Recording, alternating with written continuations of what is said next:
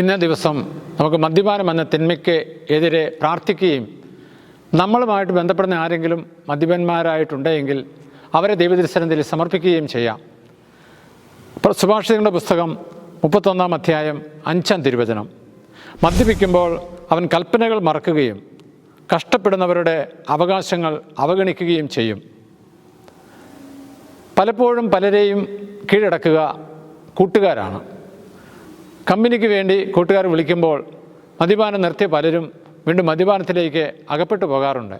അപ്പോൾ അങ്ങനെയുള്ളവരെയൊക്കെ തമ്പുരാൻ്റെ പക്കൽ സമർപ്പിക്കുന്നതിനായിട്ട് നമുക്ക് സാധിക്കണം.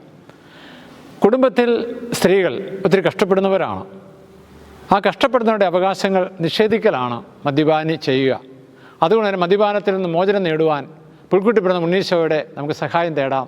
ഉണ്ണീശോ നമ്മളെ ആശീർവദിച്ച് അനുഗ്രഹിക്കട്ടെ. ആമേൻ.